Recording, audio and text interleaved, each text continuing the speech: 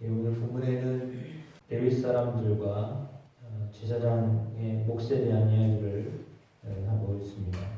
물론 그 전에 전반에는 제사장과 레위인들은 어떤 직무를 감당해야 되는 것을 우리에게 알려주고 있습니다.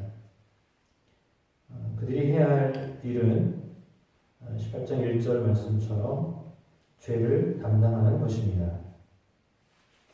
성소에 대한 죄 그리고 직분에 대한 죄를 담당해야 된다라고 하였습니다. 성소에 대한 죄와 직분에 대한 죄를 담당할 것이다라고 아론에게 하나님께서 여호와께서 말씀하십니다. 그들은 죄를 담당하는 자들이라고 말씀하고 있습니다. 인간에게 가장 중요한 그 직분을 주셨는데 그 직분은 죄를 담당하는 것이었습니다. 그래서 오늘 본문에 나와 있는 대로 그들이 죄에 대하여 담당을 할 때에 레위 지파 사람들을 붙여 주셨는데 오늘 그들과 함께 증거의 장막 앞에 있을 때 그들이 너를 돕게 하여라 라고 레위인들에게 그 직무를 알려주었습니다. 레위인들은 제사장의 직무와 장막의 모든 직무를 지키고 성소의 기구와 제단에는 가까이 하지 못하게 하였습니다. 그들과 너희가 죽을까 하노라 이렇게 말씀을 하고 있습니다. 그래서 분명히 지켜야 할 것과 그리고 또한 가까이 하지 말아야 될 것에 대해서 이렇게 정의를 내리고 있습니다. 따라서 레위 사람들이 해야 할 일은 4절에 이렇게 기록되어 있습니다. 너와 합동하여 장막의 모든 일과 회막의 직무를 다할 것이요 다른 사람은 너희에게 가까이 하지 못할 것이니라. 성소의 직무와 제단의 직무를 다하라. 그리하면 여호와의 진노가 다시는 이스라엘 자손에게 미치지 아니하리라. 여기 나와 있는 진노는 고라 자손으로 인하여서 생겼던 그런 어려움들을 생각하면서 지칭하고 있는 것입니다. 그러니까 불평하고 원망하였던 것으로 인하여서 그들에게 진노가 임하였는데 그런 진노가 다시는 있지 않게 하기 위하여서는 맡겨져 있는 레위인들의 직무를 잘 담당해야 된다라고 했습니다. 그러니까 레위인들이 레위인들로서의 역할을 잘 감당하면 더 이상 이러한 진노는 자손들에게 미치지 않게 될 것이다 라고 하는 것은 너희에게 주어져 있는 일들을 최선을 다해라. 그렇게 하면 된다. 왜냐하면 이 모든 일들을 6절에 내가 이스라엘 자손 중에 너희의 형제 레위인을 택하여 내게 돌리고 너희에게 선물로 줘 회막의 일을 하게 하였나니 라고 했습니다. 그러니까 직분은 선물이라고 하는 것입니다. 내게 주어져 있는 선물로 하나님이 주신 선물이기 때문에 그것을 잘 감당하라고 말씀하십니다. 그러니까 나에게 주어져 있는 레위인들은 레위인들에게 주어져 있는 직무, 제사장들은 제사장에게 주어져 있는 직무를 잘 감당하고 다른 사람들이 그 일을 하지 못하게 했습니다. 가까이 하지 못하게 하여라 라고 했습니다. 그는 이제 그들에게 주어져 있는 고유한 직무입니다. 이 고유한 직무를 그들이 힘들고 어려워도 그 일을 그냥 계속 해내야 된다라고 말하고 있습니다. 그렇지 않으면 외인은 죽임을 당할 것이다 라고까지도 말씀하셨습니다. 그래서 그들에게 고유로 주어져 있는 것입니다. 휘장 안에 있는 일, 제단에 대한 일들, 이 모든 일들은 직분을 맡긴 것이고 그것을 너희에게 선물로 준 것이다 라고 이렇게 말씀하고 있습니다. 근데 선물로 주어져 있는 일을 할 때 그들에게 주어져 있는 회막의 일과 제사장의 직무를 감당할 때 하나님이 더 이상 이스라엘에게 진노를 내리지 않겠다. 그런 일들이 있지 않게 될 것이다 라고 말씀합니다.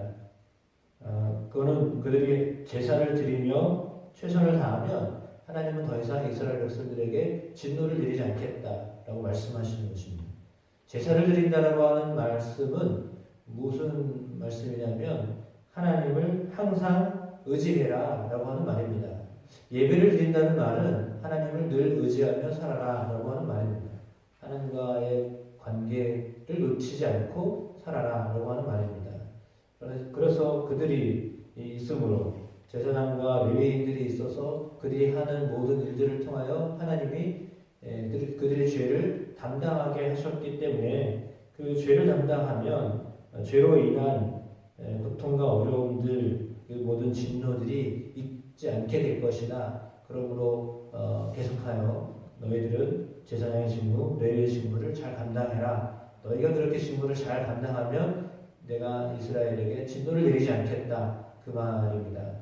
그래서 제사장과 레위인들을 통하여 하나님이 이스라엘에게 하나님이 내리실 수 있는 그 죄에 대한 대가를 물으지 아니하시고 죄에 대한 대가를 제사를 드리는 것으로 이렇게 대속하시겠다라고 하는 약속이죠. 그들이 제사를 드리면 그 제사를 받고 그들의 죄에 대하여 내가 묻지 않겠다라고 하는 말씀입니다.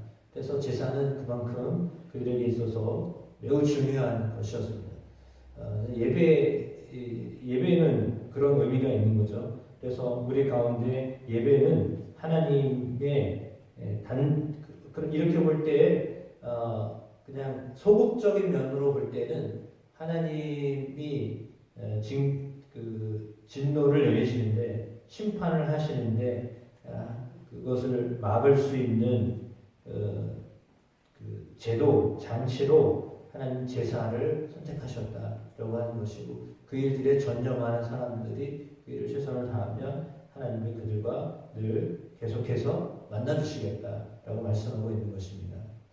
그래서 하나님을 만나는 것이 하나님을 만날 수 있는 것이 은혜이고 그 하나님과 함께 소통할 수 있는 것이 은혜입니다. 그것이 그 자체가 복입니다. 따라서 제사장들에게 올 본문은 다 이렇게 드려지는 모든 것들을 그들에게 주어라 라고 이렇게 말씀하고 있는데 이 본문을 보면서 구약처럼 지금도 헌금 다 목회자들이 다 쓰는 거 아니냐 이렇게 이야기를 하는 분도 있고 또 그걸 또 정당화해가지고 모든 헌금은 다 목회자가 써야 된다 이렇게 얘기하는 분도 있고 근데 구약 시대가 아니니까요 지금은 그래서 이게 맞냐 틀리냐 그걸 따지기 전에 왜 그러면 이런 일을 하게 했느냐 제사장이 딴 생각 품지 않고 오직 제사 드리는 일에만 전념하도록 하기 위해서다 이렇게 생각하시면 됩니다. 만약에 제사장이 살기가 어려우면 제사에 집중하지 못할 거 아닙니까? 그러면 제사를 마음으로 드리겠습니까? 형식으로 드리죠. 그러니까 예를 들어 여러분들이 해야 하는 일이 있는데 그 일을 통해서 아무것도는 아니고 그 해야 하는 일에서 어떤 소득이 별로 없어요. 그러면 여러분은 어떻게 하시겠습니까? 똑같아요. 입장을 바꿔놓으면 내가 하는 일에서 소득이 없으면 여러분 그냥 가만히 있나요?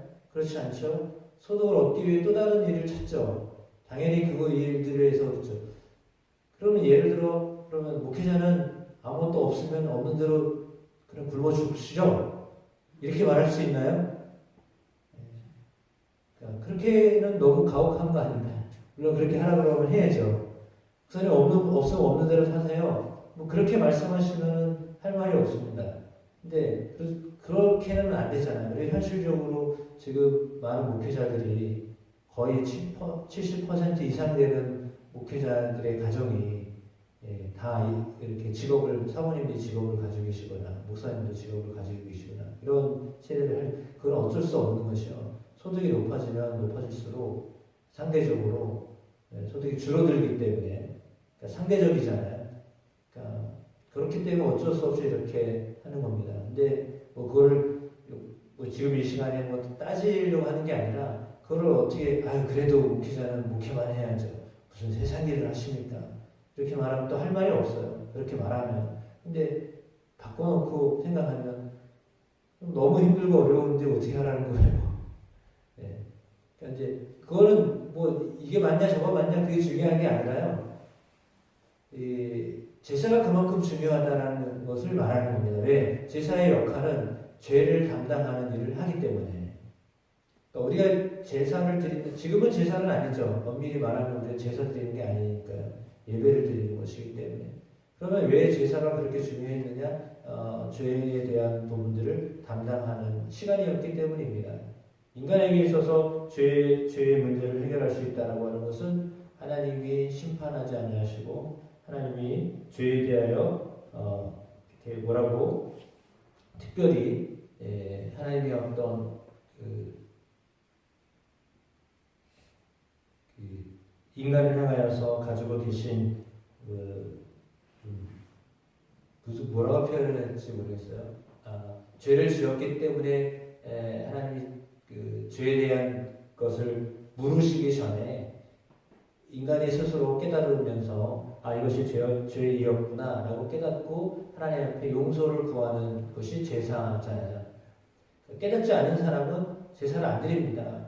당연히 안 드리죠. 왜 내가 잘못한 게 없는데 왜 죄물을 드리고 뭐 이렇게 해야 되느냐? 그렇게 할 것 아닙니다. 그러나 죄를 깨달은 사람이 제물을 드리며 제사를 드리는 거지 깨닫지 않은 사람은 절대 그렇게 할 필요가 없죠. 왜? 내가 아무것도 안 했는데 왜 그걸 합니까?